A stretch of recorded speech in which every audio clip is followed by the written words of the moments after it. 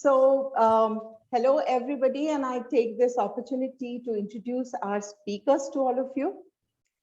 Our first guest, Dr. Partha Ray. He is the Director of National Institute of Bank Management, NIBM. He did his PhD in economics from the University of Mumbai, and before that he did his PG diploma in development policy from IJIDR Mumbai. And I have to take this opportunity to add that we were classmates 30 years back. That was in 1992. And Dr. Ray worked in the Department of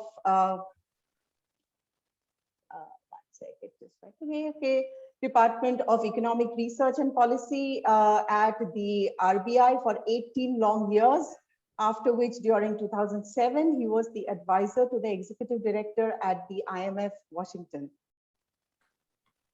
Since 2011, Dr. Ray had been the professor of economics at IIM Calcutta and presently the director at NIBM. He has been publishing extensively and is an authority on issues relating to monetary policy, banking and finance. And in fact, I've seen that in his recent publications, he has also become an authority on COVID-19. And of course, the financial and macroeconomic aspects of it. Welcome, Dr. Ray. Thank you. Thank you very much for the generous introduction. Our next guest for the evening, Dr. S. Chandrasekhar. He is a professor of economics at IJIDR Mumbai, and he completed his doctorate from the Pennsylvania State University in 2004 and has been with IJIDR since then, since 2004-05. Dr. Chandrasekhar has a never-ending list of publications on development policy on topics which range from urbanization to housing to mobility to unemployment. I mean, it's an endless list.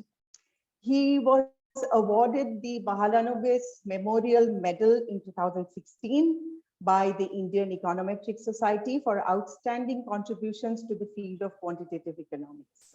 Welcome, Dr. Chandra. Thank you very much for the generous introduction. Thank you. Dr. Rajat Kathuria, he holds a doctorate in economics from the University of Maryland and is presently the Dean of the School of Humanities and Social Sciences and Professor of Economics at Shiv Nadar University.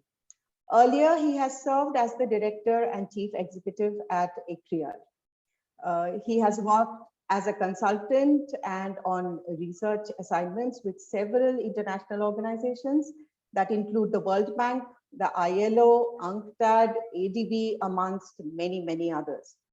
And he has published in numerous international journals. He's also the founder member of Broadband Society of Universal Access. Lesser known and an interesting fact is that Dr. Kathuria was amongst the leading table tennis players of India during the 1980s. In fact, he was ranked India's #3, and he has represented India in Asian Championships and Commonwealth Games. Welcome, Dr. Kathuria. Thank you. Thank you so much. Thank you. I will now hand over to Dr. Jyoti Chandiramani. She is the Dean of the Faculty of Humanities and Social Sciences at Symbiosis International University, and she's the Director of Symbiosis School of Economics. Dr. Jyoti would present her opening remarks and take the session forward from here. Over to you, Jyoti. Thank you, Sudeepa.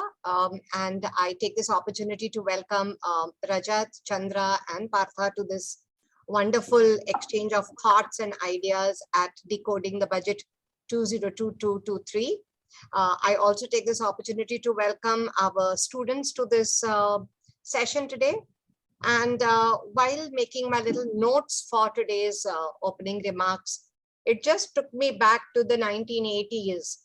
Where, you know, every budget had the customs duties, and every time a budget would come in, you would decide what you would buy before the budget and what you would buy after the budget, because the prices would change so drastically at that point of time. Many of you students have not been a part of that journey, so I thought it would be a little added value to you. I don't think that would be the case with Rajat and Parth and me, but we have seen a situation where at that time, every budget used to have that customs duties would even go to 3 digits, and it kept moving up. 1990s, of course, has been a great decade for us, and services got included in the fiscal policy framework and the taxation at that point of time. As public economic students, I think we know the important functions of a budget tool, which really talks about the allocative function, the distributive function, the stabilization function of the budget. And we can see how these things are being used in this particular budget at this point. This year's budget has been announced in the backdrop of elections which are going to come up. But fortunately, we don't hear any election related inputs like we heard in 2021-22 budget, when it was special funds for West Bengal and Tamil Nadu and other states going for elections. This year, it's UP, Goa, Manipur, Punjab, and Uttarakhand, just bringing in the political economy of it and giving a little backdrop. So when we read this budget statement, it looks like a long-term budget document. It's visioning for India 100, from 75 years to 100 years, from Azadi Ka Amrit Mahotsav to Amrit Kal, a promising policy statement. It can only hold promise when we see it unfurl in due course of time. The tax buoyancy, as we can see, because of the growth that has resulted, has seen that the budget has had a lot more fiscal space compared to the pandemic period that was, that has been there, which kind of saw economic activity come to a standstill in April, May 2020. While the deficit numbers have been brought down, what is important is to see the budget estimates and the budget actuals a year down the line. But surely we can see the trends are in the positive direction. When it comes to growth, we can see that we are very conservative with our growth numbers as put forward by the economic survey. Whereas when World Bank has given its data, it puts India as one of the leading growth economies in the years to come, higher than the growth of China, US, Brazil, Russia, Mexico, etc., all the emerging economies that we are mentioning. And then when you go on to the budget document, you hear the terms that you're quite used to hearing now over the last nearly 8 years. PM Gati Shakti super infrastructure budget with higher capex. You can see that analysts have said that this is going to be an increase in capital expenditure and investment. And really, I would like my experts to say and speak about how much potential is there for India to absorb that capital expenditure, the absorption capacity of an economy given its supply side constraints. Moving further, it looks like a logistics budget, and I had to, while I was reading up, I realized that we already have a logistic index for all the states of the country and even the union territories. On the logistic index, India ranks at 43, doing better than quite a few of the other emerging economies. But maybe infrastructure is the noise in the right direction, is the push in the right direction, with good terms that we are used to hearing in this time: digital technology, fintech. Although there are some confusing signals related to crypto and other such new currencies that we are going to be hearing, and we expect Partha to give us some insights into that. The energy transmission, climate change, sustainability. I can see that there is more emphasis on water, transport, and of course, my pet area of specialization, which is urban development. Moving further, it is talking about 14 sectors generating jobs at the rate of 1 lakh jobs per month. But this is something that's got to be realized. And again, it's much of a nudge, but let's see whether this really takes place. We have seen this as a logistic budget, as I said, and moving further, as I said, even the capex, we'll have to see the absorption capacity. Health expenditure has marginally been increased, but education expenditure has gone up quite substantially. This year's budget is going to be placed with a few challenges and a few misses. And I'd like my experts again to speak on that. One challenge that we are going to see is the inflation nudging upwards, both the retail and the wholesale beyond the, shock bearing capacity. The inequalities index, which is coming in, is not giving a very great picture. And therefore we feel that certain things seem to be compromised over here. NREGA allocations have been much, much lower than even 2020-21. And with employment, as I said, we'll have to see how it goes. So looking at this, we are worried whether it's going to be jobless growth or job loss growth, because we are so used to the K-shaped recovery of select sectors in one direction, and then the same thing happening in another direction. This is what I had to say, and I think I'll leave the rest to my experts to speak. And one more point I'd like to add. I remember a book by Rama Bijapurkar, We Are Like That Only. And she speaks about that with respect to the Indians. And there are two areas which I find very challenging in this budget, which will depend upon really private consumption and private investment. So are we, the country, really going to take this, bite the bullet and move up? But credit has to be given to the citizens, because tax collections, be it corporate tax, customs duties, income tax, all have moved up, or GST collections have moved up. And I think that credit has to be given to the people of the country for having contributed this far. Okay, over to you for your expert comment. And we come to the first question. I'm going to ask straight away, go to Rajat. Rajat, as we asked, we are expecting you to talk about things like, do we have the capacity to absorb this capital expenditure that has been enthused? And what are your views on private investments? Are they really going to get realized? Over to you. Thank you, Jyoti. Thank you so much. And at the outset, let me say what a pleasure it is to be on the same platform as Partho and Chandrasekhar. It's a delight. So thank you for inviting me to this panel. And it's always great and intellectually stimulating to talk to students and the faculty of Symbiosis School of Economics. So I think the question is very relevant, especially in the sort of history of run up to this budget, where investment hasn't happened. In fact, if you look at the engines of growth, consumption is also down, investment is down. Historically, investment had gone up to 36% of GDP when we were growing at 8.5%. Today, investment is down to 30%. And really, the budget has taken the view that private investment can be crowded in by government investment, and therefore the huge increase in government capex. Of course, as you say, the numbers, we'll have to decode the numbers as we move along. But a lot of this is going to be allocation to states, and I have a little bit to say on that allocation to states and how the states are going to. They've been given a 50-year sort of period to repay very low interest rates, almost zero interest rates. So that's a good sign.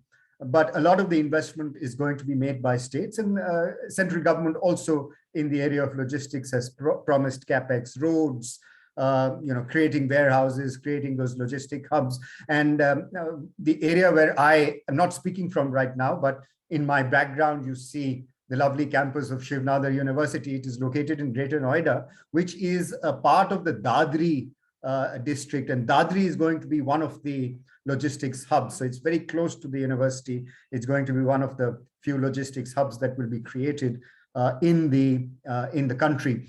And logistics is terribly important for India, both for evacuation of goods and goods to the ports, as well as for imports coming in and seeing their final destination efficiently. So logistics terribly important. India is a very high logistics cost country. The number that you quoted just now, Jyoti, about 40 in the logistics index, I think we can do much better, because logistics as a percentage of GDP in India is one of the highest in the world. So with that backdrop, let me straight go to your question of the capability of the capacity to absorb this investment. And I agree with you that indeed it is an issue, especially if this investment is going to be made by government, right? And it is, if you had to crowd in private investment, then government has to invest in the public goods, in the public infrastructure. And my experience with government investments, but the nature of the process itself, the nature of the procurement itself is so time consuming. And I can give you various examples where government hasn't met its targets because the process has not, it's not that the investment cannot be made, the processes are very long and government procurement cannot be concluded. So that raises a few questions about the ability to make those investments in the stipulated time frame because of the processes. You know, one example from the telecom sector where I've done a lot of work over the years is, you know, the BharatNet project, which was supposed to lay fiber to all the gram panchayats, provide them 2 MB of connectivity, almost 10 years ago. That project is still not complete in all its dimensions. A few states are ahead of others, but it's not been completed. And what is the reason that project hasn't been completed? And the reason is that procurement is so difficult. Getting clearances from state governments, from municipalities, from panchayats at that level becomes really difficult, what we call the right of way. So the right of way has been a problem. In a macro sense, government procurement has to be eased. This tendering process of the least cost bidder has to be looked at seriously. And I was looking at the fine print. There is an attempt to move to QC/BC, which is quality-based bidding processes. And I think that's a good sign. There will be some subjectivity there, but I think we have to get away from the least cost bid and this filing of public interest litigations by competitors, delaying the entire process of government procurement. I know that we have to be above board, etc. But government procurement is the reason I'm not so sanguine about the fact that these public investments can be made. Other than that, India can absorb these investments because you have the demand will be created. There are large parts of India. When you talked about urbanization, and I'm happy to get into that later. Tier 2 and Tier 3 cities are proposed to be sort of improved, both in terms of public transport as well in terms of public goods. So there's a lot of investment that needs to be made. But sticking to the point that you raised about investment, that is critical. I think one of the critical things in this budget is to enhance public investment, coming at the background of jobs. And I'm not yet talking about the inequality, really trying to crowd in private investment to create jobs, including in special economic zones, including in labor-intensive manufacturing industry. And I hope that happens. That's the instrument, that's the route that the government has chosen. We know that government jobs are not forthcoming and government is not going to be able to provide those jobs. The Railway Recruitment Board events of the last week point to the fact that government is unable to provide the magnitude or even close to the order of magnitude of the jobs that India needs. So it will have to be private. And if I'm sticking my neck out, it will have to be labor-intensive manufacturing that will provide us productive formal sector jobs that will deliver India on a higher growth path. I can delve more deeply into this, but one more point before I stop and let the other panelists also speak is about inequality. I think in the run-up to the budget and in the several years before, and it's a manifestation of what I've also said and what you pointed to, Jyoti, which is the job creation. The wage component of GDP has been declining over time, and the capital returns have been increasing. The two sort of graphs of wage as a percentage of GDP have been sort of moving apart, where I think there should be some convergence, but they're moving far apart. The returns to labor have been declining. And one of the reasons is that India has had the elasticity of employment with respect to GDP has been less than 1, unfortunately. And whatever to blame, whether it's labor laws, whatever it is to blame, but labor-intensive manufacturing and jobs ought to be created, because this is what is giving rise to levels of inequality. In the absence of jobs and the rising inequality, our social protection framework is really inadequate. And I'm not one who's suggesting that we just give doles, but the fact is that the informal economy is 90%. Pandemic has brought these weaknesses to the fore. So what is it that you can do in the short run, and what is it that you can do in the long run? In the short run, a social protection in the form of healthcare, in the form of course also education, needs to be strengthened. And therefore this increase in health that you talked about is not enough to do that. You know, Ayushman Bharat will be able to do some, but it's not enough. So I'm sort of there. It's a good budget overall in the sense that it does some, it leaves some. But you know, budget is not only place to look for structural reform.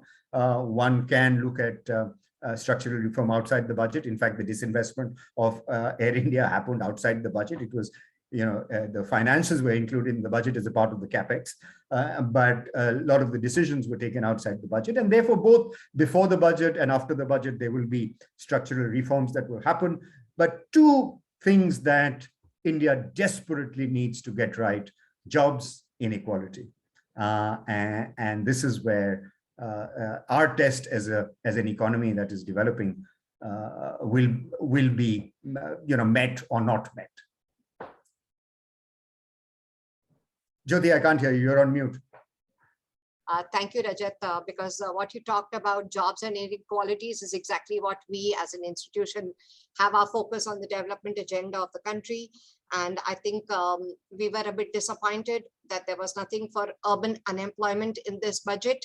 But maybe we are crossing our fingers, because next year is going to be the big budget year. And maybe that's just something to look forward to in the forthcoming budget. That is in 2023-24.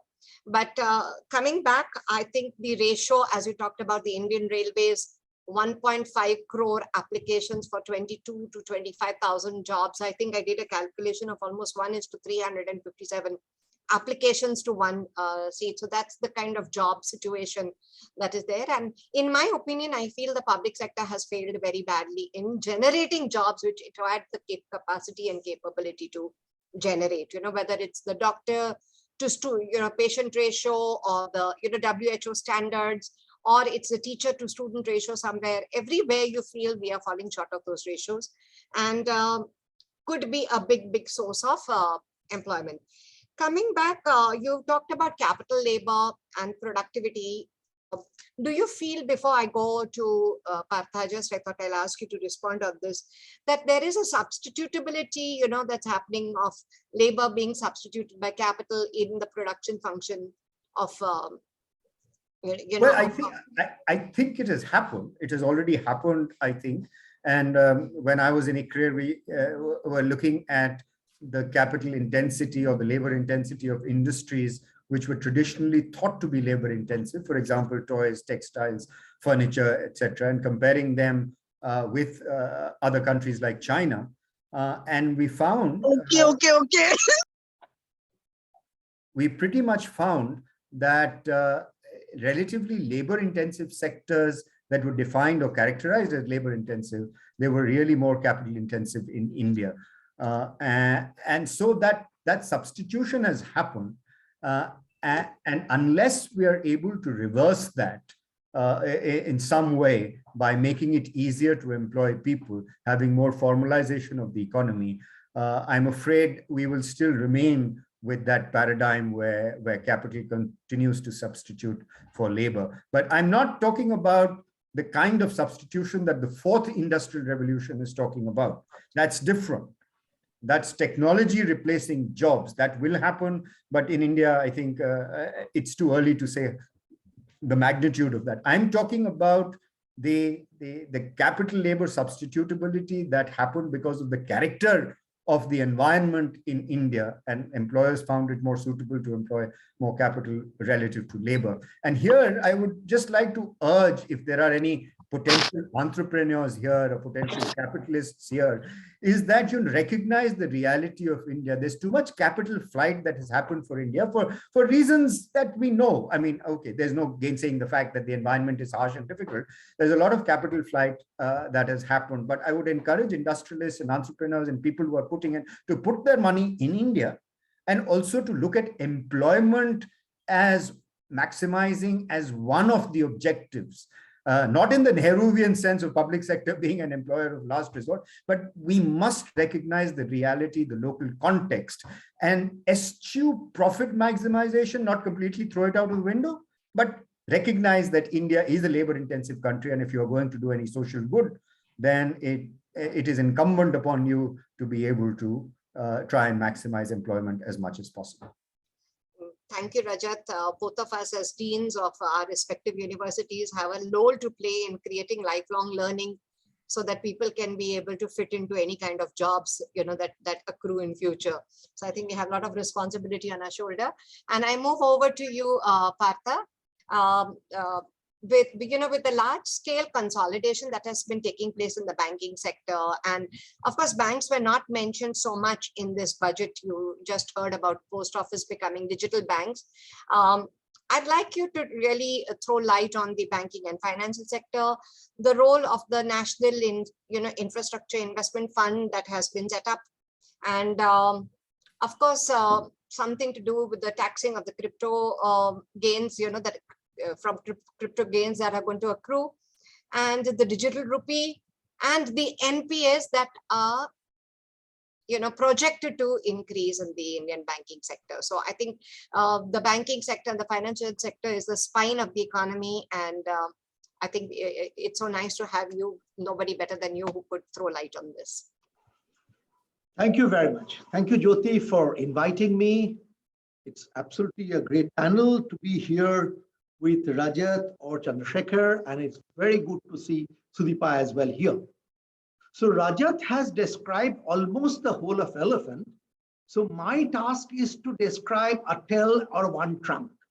That's sort of my role is. I'll focus my attention to the financial sector. Time permitting, in the Q&A session, perhaps I will digress to something else. So first, let me go through what has been the proposals of last year's budget and how far are we there. This is kind of an assessment of the last year's budget.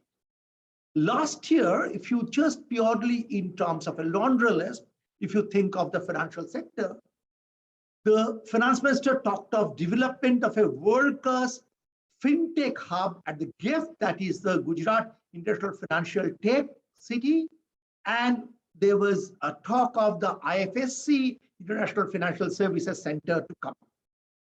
That has there has been some movement there.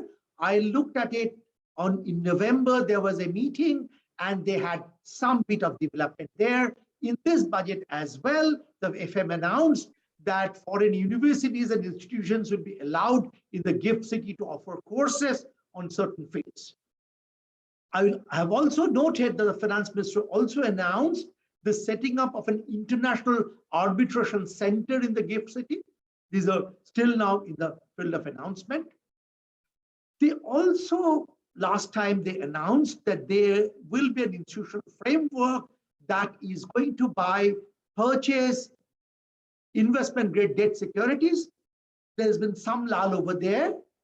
As far as increasing the FDI limits of the insurance sector from 49% to 74%, that has happened.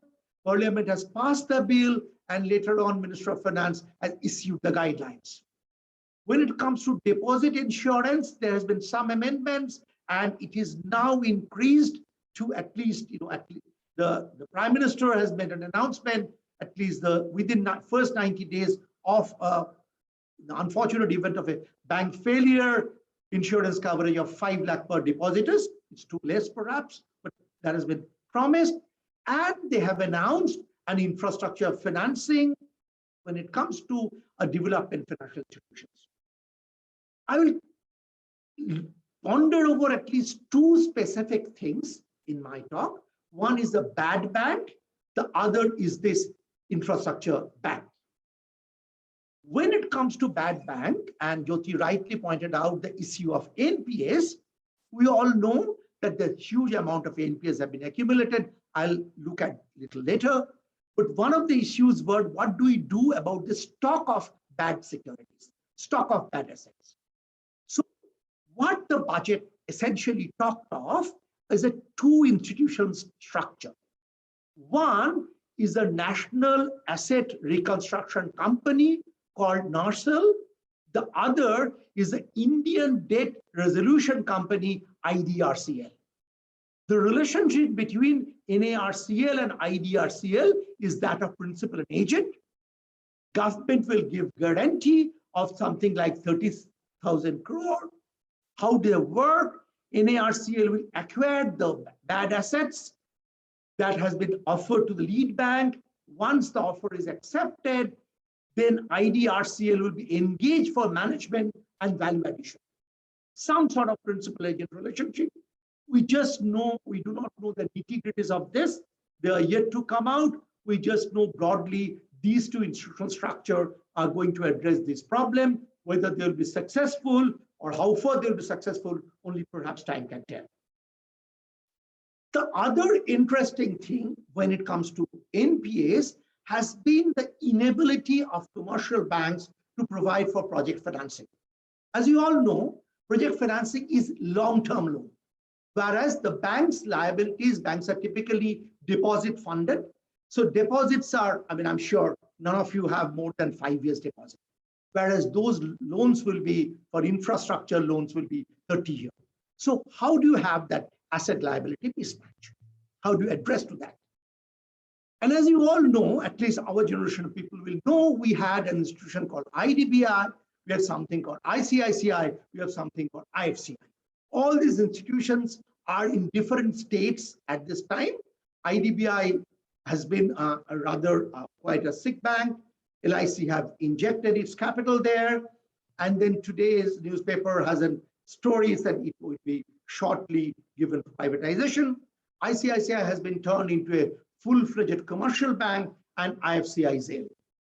So in this context, the government, what they have proposed earlier, that there will be this National Bank for Financial Infrastructure and Development.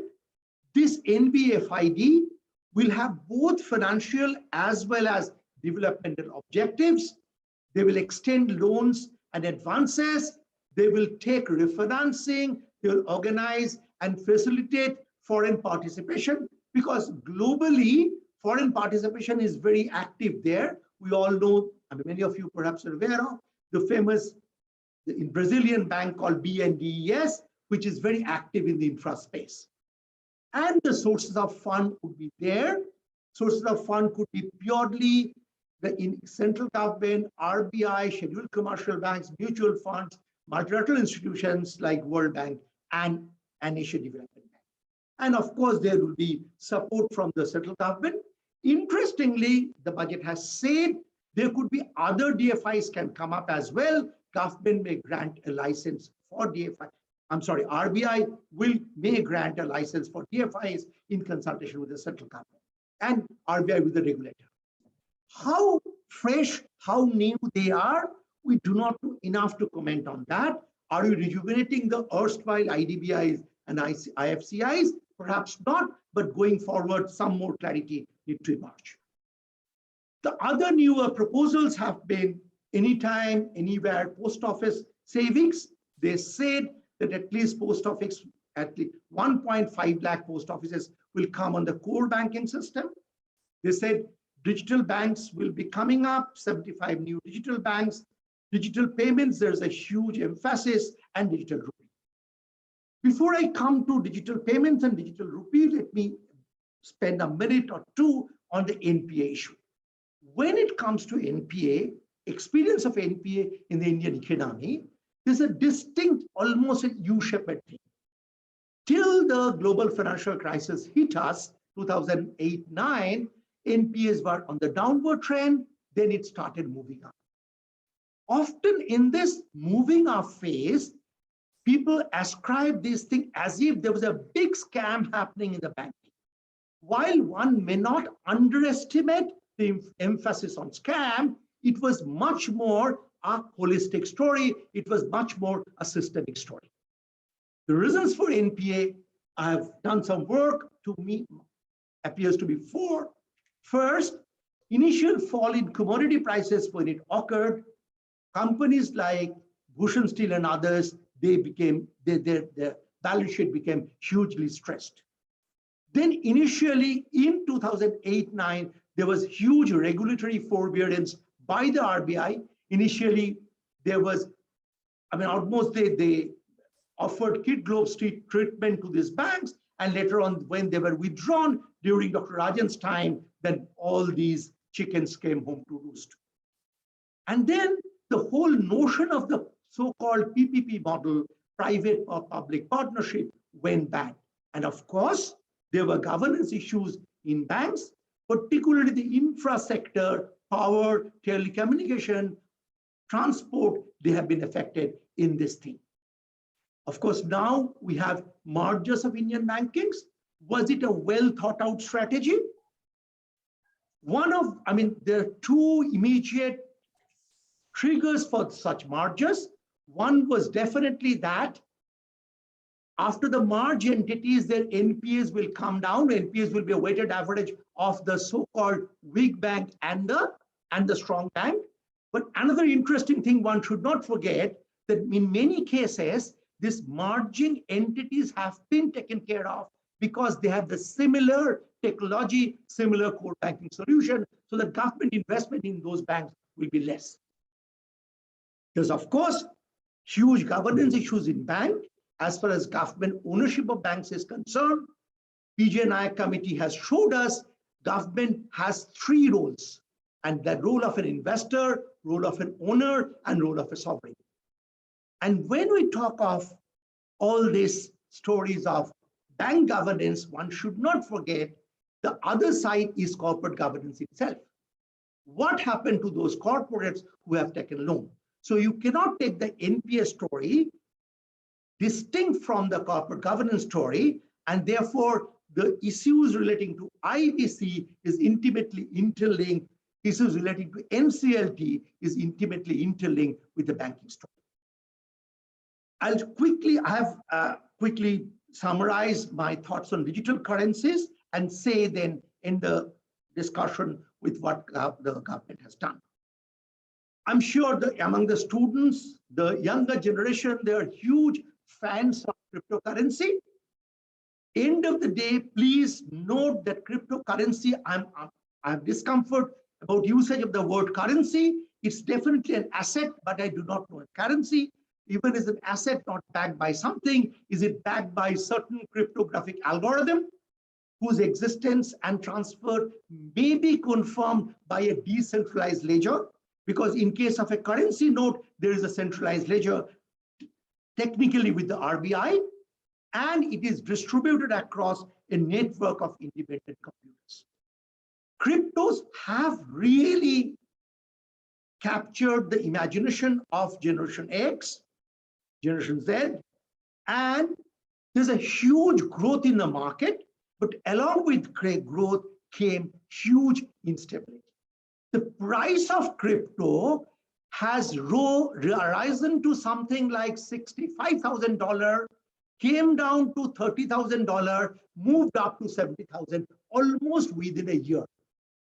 Can a common investor can they afford to withstand that? There's a huge issue. Therefore, why there's a huge jump in crypto? Now, note that in the post-global financial crisis, there was a huge emphasis on financial sector regulation. So when the financial sector regulation came up, perhaps this is an unintended consequence of the technology companies coming there. Bill Gates is reported to have famously said, we all need banking, but do you need banks? And of course, in some cases, high remittances in some countries are responsible. What does the budget propose? First, when it comes to cryptocurrencies, there's a good news and the bad news. The bad news, if you think that the acquisition of virtual and digital assets will now attract a 30% tax. But at the same time, by allowing that to be taxed at 30%, government implicitly in a backdoor made it legal. At least now we know you can legally invest it. You earlier know that there was a huge issue between the RBI and commercial banks. Finally, there was a Supreme Court verdict for which the illegality has been questioned by the Supreme Court, and people were allowed to have cryptocurrencies. Interestingly, they have also said central bank digital currency will be launched during this year. They have not said anything more. This is now left for the RBI to give the guidelines. There are huge questions. What would be the shape and form of the digital currency? Will it be an app? It's like another app or will it be all of us will maintain a virtual account with the RBI? These are questions we do not know enough. But at this juncture, moving forward, it looks financial sector has faced number of issues. The budget has addressed some of them.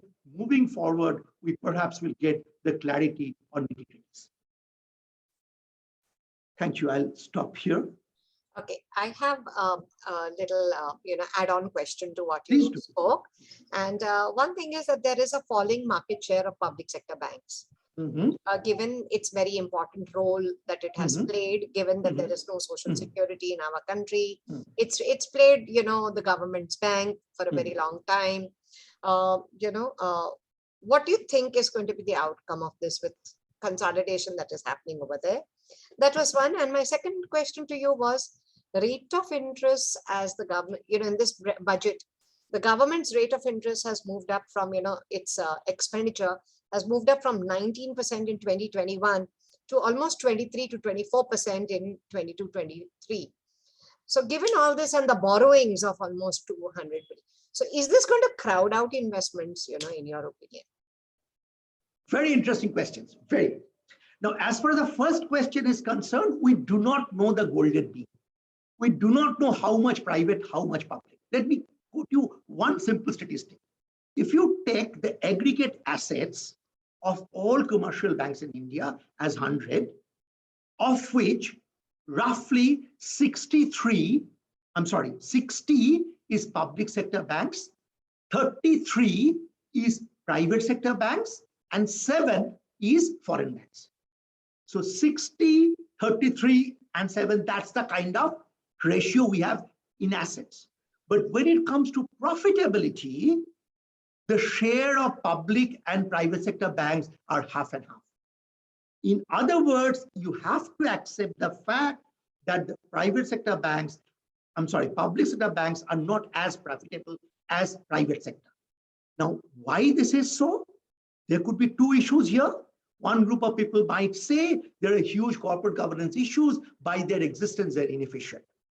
At the same time, if you talk to the public sector banks people, you realize they are burdened with huge amount of societal responsibility. There is no free lunch. If they have to have the societal responsibility, that will come from their profitability. Now, therefore, it is a national existential question whether we want them in what form, in what shape, in what color. You should not expect your private banks will have the Prime Minister Jan Dhan Yojana, where the average holding of money will be very low, as much low that it is unable to compensate for the cost of opening the account. So therefore, I do not know the answer, honestly, but moving forward, we need to have this question. In fact, indirectly, Rajat said this, that in what form and shape we are going to have. Is this 60, 33, 7 are the golden mean? Can it be 50, 43, 7? Perhaps. I do not know these answers, but at the same time, government at the current juncture, perhaps they can't afford them. So there is a shoestring budget, and faced with that, this is the option. We are thankful to Margaret Thatcher for showing us the way. Okay, now coming to your second question, Finance Minister repeatedly used the phrase, and Rajat has mentioned it, crowding in. The crowding is a nice word. You expect crowding, it will happen. There's complementarity between public investment and private investment. What happens to the rates of interest? If you expect the rate of interest is not affected, then it's not. But going by the huge borrowing program, and I have just 2 days data, going by the bond market's reaction, I'm keeping my fingers crossed. Tomorrow, if the interest rates move in the upward direction and already in a lull in the credit market, we might face a problem. I hope I have answered you. You are mute, Jyoti. Thank you, Partha, for your response. And Chandra, over to you. And you've heard about the crowding in investments and the fact that, you being a development economist, do you feel there is enough being done? Rajat spoke about inequalities. He spoke about unemployment. You work on migration. Years back, you had said about the Prime Minister's Gram Sadak Yojana, where people would actually drive 1 hour to 1.5 hours to the city for employability. So do you think this budget has had anything to do for the Aam Aadmi? Does it look into things with development, in future, or is it just too growth oriented? Let's hear your views on this. Thank you, Jyoti, for the invitation. And it's always a challenge to speak after Rajat and Partha. Actually, I'm going to shift the needle of the conversation. We are focused a lot on the central government. And I'm going to give you 4 numbers or 4 examples to talk about the fact that should we also be including state governments, the urban local bodies and panchayats as part of the conversation. And let me just give you, these are numbers which all of us know, but I think it's useful to actually remind ourselves. Today, 50% of the borrowing, market borrowing, is done by the states and 50% is done by the center. Today, 60% of the spending, of the total government spending, is by the states and 40% is by the center. Today, 50% of the capital expenditure is by the states and 50% is by the center. So the state governments are very, very important players in this conversation. And I think that needs to be recognized. Now, this is not to suggest that, the 2 big subsidy items, food and fertilizer, the government has made allocations to it, and we can come back to it. And that space about food, fertilizer, and Narega. But at the same time, just focusing only on the center for the conversation, I think, is going to be inadequate. It's interesting that you mentioned the Prime Minister Gram Sadak Yojana. The interesting feature of the Prime Minister Gram Sadak Yojana is that it had a maintenance provision for 5 years. The 15th Finance Commission, if you actually read the report, it says, Abhi kaun maintain karega rasta? 75% of the roads required upgradation and renewal. And there was nobody who was going to take care of it, be the center or the state. So what did the Finance Commission do? It said, I will actually provide grants for maintaining of the roads which were built under the Prime Minister Gram Sadak Yojana. So again, center or state or the third tier of government. You had the pandemic, the lockdown, and which was the one sector where we actually kept a reasonable estimate of number of people working. It was in the construction sector. Why? Because you had something called the BOCW Act, Building and Other Construction Workers Act, where workers had to register. The construction companies paid a cess, which was collected by the state governments. The implementation was completely the baby of the state governments. The Supreme Court asked the state, for long this has been litigated in the Supreme Court. And again, who was supposed to act at that time, especially for the construction workers, who had the funds for it? There was some 55,000 crores of unutilized funds. Again, the state government, not the center. Now, when you come to health and education, are we talking about the center or the state? Again, when you look at the grants made by the Finance Commission, it talks, it brings in this whole thing about healthcare, etc. within this thing about like urban local bodies, etc. So there's nothing separate for it. So I hope that I don't want to belabor this point, but we can't forget the state governments is where I'm trying to push the needle. Now let's come to this. So what is the role of the central government? Does it want to nudge the state governments in terms of the labor laws or the laws governing agriculture, etc.? Coming to labor, you brought up this issue of like, we didn't do anything for urban. Now, can the central government really do something for the urban? I am not so sure. There have been states which have experimented with the urban wage employment initiative. Okay, we need to understand that a little bit better. I really don't think that we have thought through how to design the urban program as yet. I have not seen that very, very clearly. I think some more work needs to be done. Now, there is this SHRM thing, right, where we are registering all the unorganized sector workers. Is that a good initiative? The answer is yes. But what do we need to do there? You have to link the employer with the employee. At the moment, the SHRM, whatever registration of the unorganized workers is happening at the worker level. This is not getting actually linked with who is the employer. No, that's not very easy to do. See, if you come back to what I said about the construction sector, they don't care who I work for. If the construction company says I have so many people working for me, they pay the equivalent of that cess. I have registered with the Construction Welfare Board and I'm supposed to get the benefits. Now, while this whole, suddenly post-pandemic, we are craving for data without really thinking through why do we want the data. So we have started registering migrants, we have started registering unorganized sector workers, but without any of us actually asking, can we use that data for actually informing policy? Again, in the context of labor, there is no doubt, there was a mention of, Rajat mentioned inequality.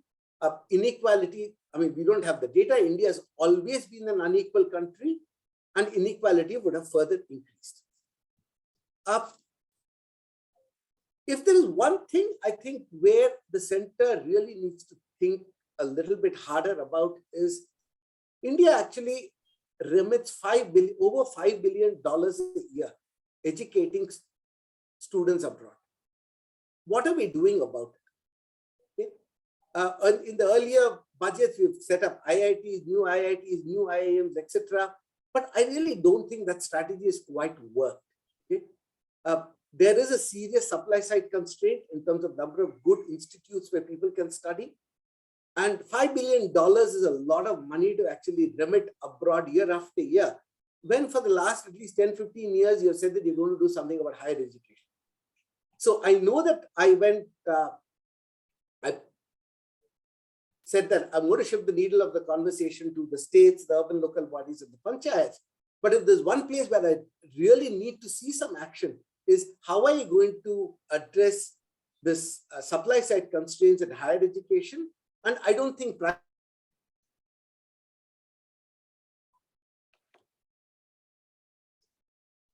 we've lost you.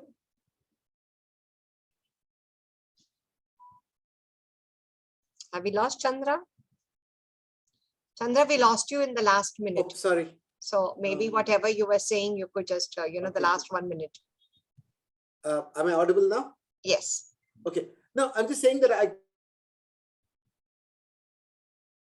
the urban local bodies, but we also need to worry about this big lacuna in higher education. What are we going to do about it? So you have brought forward 3 issues. One is you've said, let's shift the compass from the center to the state. And therefore, putting forward the point that budget is something that is just talked about a lot through media hype, etc. And actually, a lot depends upon the state. There is always in the 3-tier structure of governance. You say that the center gives the policy, the state does the implementation, and then the 3rd tier does the execution. In that sense, you have talked about that with respect, and then you've talked about supply side constraints in higher education. I look at higher education data, and I can tell you that programs are increasing. IITs are getting into what would you say, into different modes of that they're into humanities. You find that with IIMs coming up with integrated programs. You find more IITs, more IIMs. There are almost 1,000 universities, which was 750 about 5 years back. So there is been an increase. Maybe it's a private increase, but whatever will be the amount, the numbers who want to go abroad for the field of higher education, I don't think that's ever going to change. It's always going to be people who aspire for getting the feel of the international soil. So, but on the state government, yes, because when we look at the SDG index, you do find states like Tamil Nadu, Karnataka, Telangana, Andhra Pradesh. In fact, the southern belt does very well with Maharashtra and Gujarat, and then the others are kind of laggards. A little bit of development that's happening in Odisha is very, very encouraging. So given this, do you feel you have shifted the compass of the conversation of the budget. But again, I come back to the development. So you're putting the point that it is the responsibility of the state to take care of the development. Is that what you're trying to say? Okay, if you actually think about it, who interacts with the citizen? It's not the central government. At the end of the day, who reacted to COVID? It was the municipal corporation. Who basically in rural India got active? It was the panchayats. So at a time, so my point is, it goes back to what the two earlier speakers said. I need regulatory certainty. I need clarity in terms of how I cost projects, all that stuff. Let's do that. As I said, the center is still important for funding Narega, food subsidy, fertilizer subsidy, etc. So I'm not like absolving the center of its responsibilities. Let me be very, very clear. But most of the time, when we start talking about social sector expenditure, we tend to forget the importance of states. The interesting thing is, if we're talking about capital expenditure today, right? If you go to the CAG website, it has the very detailed accounts of the finances of the state governments. There's great data in terms of how many projects are actually delayed for every single state. What was the cost overrun? So I'm just saying that we are quick to jump onto the center because of the ease of analysis, and we tend to forget the states. But I'm not absolving the center of its responsibility. But then look, on labor laws, what can the center do? It can do precious little. I mean, we saw what happened in the context of agriculture. Now, these for me are not really exactly issues that we can tackle in the budget. So that's my basic point. Okay. And I'm glad that you're disagreeing with me on higher education. Otherwise, the conversation where everybody agrees is pointless. No. I think there is enough. And we've had, we've had students who go abroad for the field of higher education, come back and say, it's great being taught by Indian professors, but we wanted to experience that. They come back and say that they get good quality education here. But I do think people who want that choice, the market is large enough, should be given. They are exercising their options. Coming back to you, Rajat. Rajat and Partha and Chandrasekhar. Do you think disinvestments? There are two parts to my question. One is, do you think disinvestments, which we have had a very poor track record, should be kept outside the budget? It has been kept outside this time, but of course it is in the budget statement. The amount that had been targeted, and it was a great year last year to have disinvested, then why was this not realized? That's one. And two is, I don't see a shortage of funds in India or in the world. A $94 trillion global economy with 25% of gross savings, and India being one of the most important nations which attracts investment. So there is no shortage of foreign inflow. FDI over the last 10 years, though sometime may have been a little bad, has been attracted to India. And in terms of monetization of assets that we have talked about in the past, there seems to be this, but yet it's all talk and no implementation. So Rajat and Partha and Chandra, I'd like you all to respond to this common question. We begin with you, Rajat. Rajat, you there? We can see your hand raised, but not there. Partha, can we go to you in the meantime? Thank you. When it comes to investment, we are not very clear whether it has to be within the budget or without the budget. I jokingly named Margaret Thatcher because she has shown us the way how to reduce fiscal deficit by selling assets. So this is end of the day, government, the finance minister also there has to be some balancing act. She has a constraint and she has to make it. Why this was not done? It was right time.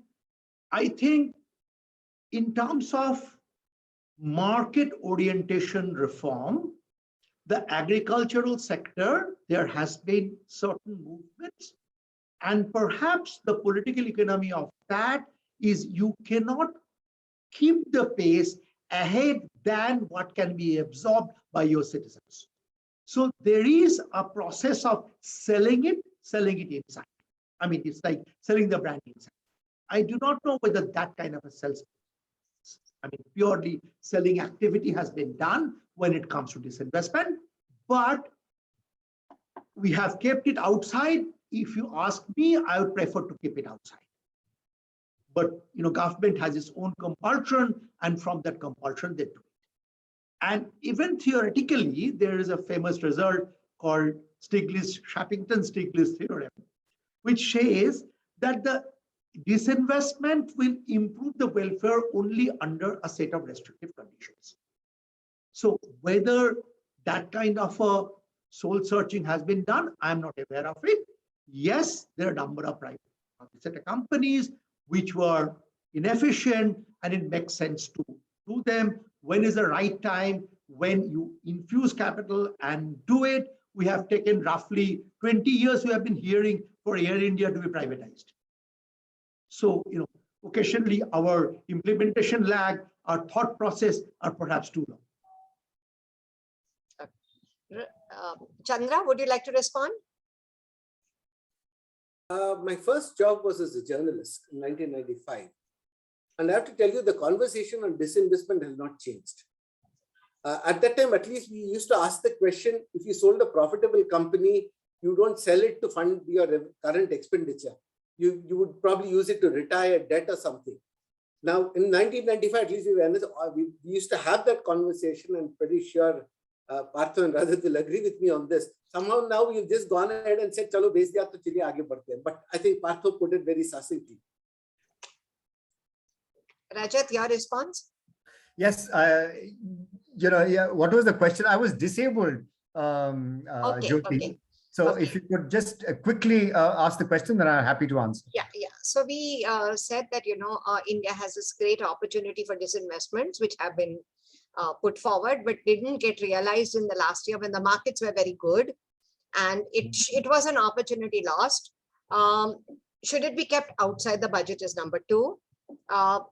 and kept, because your performance every year has not been good in the budget with respect to disinvestment. Right. And my third Right. question was that there is enough of resources through monetization of assets, whether it is to attract foreign, maybe even subtly use your foreign exchange reserves, or even go further down to the global GDP is so high, and India being an attractive country with investments, we are in a position to attract foreign investment flows for investment in the country, for infrastructure, for growth, etc. Why is it that what do you feel are the challenges at this point with respect to disinvestment and the fact that there is no shortage of capital flows?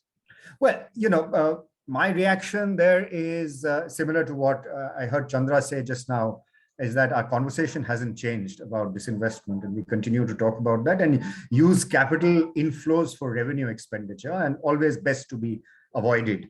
However, I think the route to disinvestment has to be one which is not in terms of revenue inflows or capital inflows. It has to be a conversation around, is it necessary for the government to be in the sector? Now, banks, Partha raised a very interesting point, I think, and he's been a banker, he's at NIBM, and I think he knows best. The bank is sort of different from Air India and different from, I think, telecom. And I would say that disinvestment as a long-term objective, given the political realities of the country, has to be on the table. Whether you do it in the budget or you do it outside the budget, it doesn't make a difference. And I think using the capital inflows to create more capital assets in public goods would be a well-advised strategy. And how can you preserve that fiscal space? You can preserve that fiscal space. I mean, you mentioned a lot of things. I think where India can increase revenues is tax revenues by expanding the tax base, not by tinkering with the tax rates. I think enough has been done. And we've come down from the days of marginal tax rate of 90% during the dirigious days, and we've come down to a marginal tax rate of 30%. Keep it there. Get rid of all the exemptions, lower the tax rates if possible, as they say, 25% with no exemptions. Simplify it, but just expand it. and you'll get this fiscal space for your expend. I mean, there is something that is a low-hanging fruit, but it needs a lot of political will. And with digitization, etc., I think that can happen. Disinvestment, in fact, the IMF, the second question, the IMF says that this should not be a part of your budget at all. It should not be a part of your disinvestment receipts. These are not budgetary receipts, and they should not form a part of your budgetary. So in fact, when they calculate, the international organizations, they calculate our fiscal deficit, you will notice that the number is very different from the number we calculate. So it should not be a part. I mean, conceptually, I mean, money is fungible, right? I mean, but conceptually, it should not be a part of our fiscal calculation of our fiscal. But we've done, I mean, in the previous years, we used to do a lot of hand waving about oil bonds and fertilizer bonds and food bonds, etc. Fortunately, that is now slowly being reduced. We still have a cash budget. We don't have what accountants will call, I mean, there's a different term that accountants use on accrual-based budget. And that is also a better practice, accrual-based budgeting. We still follow a cash-based budgeting. But the bottom line, I think, is I'm in agreement, despite what Chandra said, he would like to have disagreement. But I'm in agreement here with both him and Partho that what we should do about disinvestment. Yeah, I have just a rejoinder. Quoting Rajat's statistics to the third question that Jyoti has raised. Despite all this abundance of capital flows and savings, India's gross capital formation has come down from something like 42 to 30 over the last 10 years. So irrespective of the color of the government, the rate of gross capital formation has come down. True, that is true. Whether it's consumer boom, we have not been investing enough. So that's why I said we are like that only. The consumption is low, the investment is low. Somewhere, don't bite the bullet. Before we hand you over to the students to pose questions to you, I just thought, to get different perspectives, let's hope they are different. If you could say 2 surprise elements of the budget for you and 2 disappointments. So we begin with you, Chandra. I think I'm going to answer the way a student will answer your question. Honestly, didn't think of this as a question, so don't have any immediate answer. Okay. I'll think about it. Give me a minute. So we'll come back to you. Yeah. Okay. I'm glad that we put you in the dark. But anyway, coming back to Partho, you, and then to Rajat. I expected something more in the financial sector to see. So that was a negative surprise if you think it over. A positive surprise is this emphasis on capital expenditure we were expecting. We didn't see that. The other, I think you mentioned it categorically, and I agree there, that this would have been a lot more populist. So that it was less of populism, whether it is, it is being kept for the next year or so, we do not know. We cannot infer on that. Yeah. We cannot speculate on that, but that is less of populism was indeed a positive surprise. Rajat? So I think that the biggest negative for me was, and it wasn't unexpected, but this growing tendency of protectionism and make in India I think was something that you can't have make in India with protectionism. I mean, it's not going to work. An import tariff is an export tax. So if you want to become a $1 trillion export economy, you've got to look at other ways to improve competitiveness. Protectionism, we know, hasn't worked. Of course, I know we are not going back to 91, but there is this tendency of increasing customs duties, whether it is on umbrellas or whether it is on furniture or electronic goods, it's there. So that is sort of one negative, but one knew that would happen. But I hope they listen to the advice they're getting from even the previous Niti Aayog chairman. The positive, I think, was in a sense, no populism. Yes, I think I agree, no populism, especially with 5 state elections, but I'm not sure. So next year it might be a populist budget, I think. I think, Uh, I think if they disappoint us on that next year, then that would be a big surprise, you know. The other sort of other thing that was good was it setting the sort of tone for the next 25 years.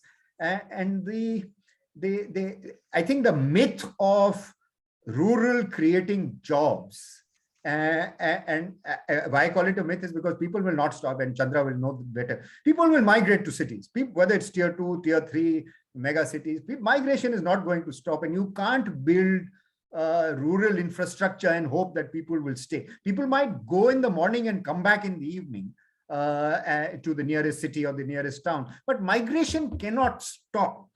And I like the the characterization that cities are the engine of growth. We need to have better cities. We have to connect them with logistics. I think that's a good plan. I don't know how it will be executed. There are no urban planners in municipal bodies. You need to have more urban planner. And the finance minister did make a comment on urban planners in the budget. If you look at it, if you read it carefully, there is a comment about urban planners, and of course other people who should be involved in the planning of these tier 2 and tier 3 cities, so that we don't repeat the mistakes that we made in the cities of private provision of public infrastructure. I mean, that is a no, right? No. And it's true that, the World Bank has always said that the Indian cities are messy and hidden. And given this backdrop, that I'm glad that the urban planning, the focus has been on tier 2, tier 3 cities. And again, to respond to your question about, rural cities being engines of growth, I think the feminization of agriculture that has come out in recent research also throws light that the men go out to work and the women back, are taking care of the agriculture with contract labor, etc. Yeah.